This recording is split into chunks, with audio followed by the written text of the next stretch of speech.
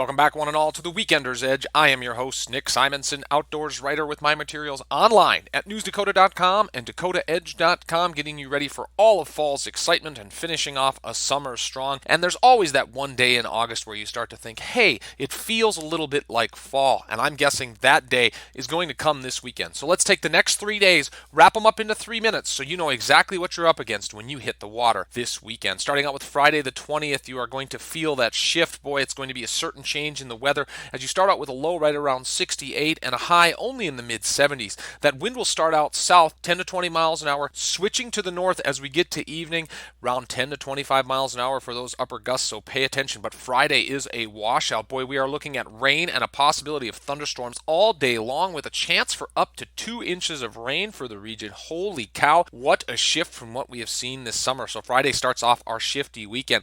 We look towards Saturday the 21st. You will see a slight improvement as that rain fades out. Winds will be north in the morning when you wake up, right around 20 to 30 miles an hour with a low in the upper 50s, but a high only getting into the upper 60s. As that rain chance fades, you will feel those post-frontal conditions come in, and that wind will calm by evening, but for the most part, it will be northerly throughout the day. Less of a chance of thunder as we fade those rain chances out. Coming up on Sunday the 22nd, this is our full moon day and our pick of the weekend, especially early on in the morning.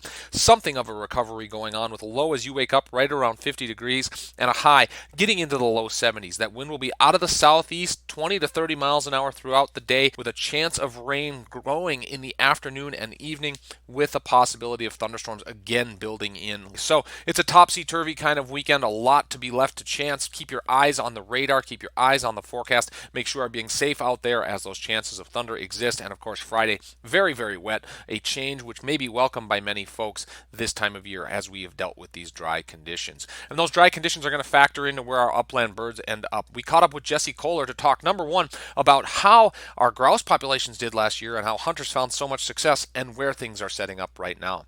Yeah, it's pretty significant, but we were coming from almost record low harvest and hunter participation the last few years following the drought in 2017. Our population for sharptail really bottomed out. And last year and the year before, people were finding a lot more sharptail grouse, especially in the east and central part of the state. We looked at the midpoint of our roadside survey and we were down in pretty much every number. Our sharptail, especially birds per mile being seen, the broods per mile, and the chicks per adult. When we do see broods, all those numbers were down.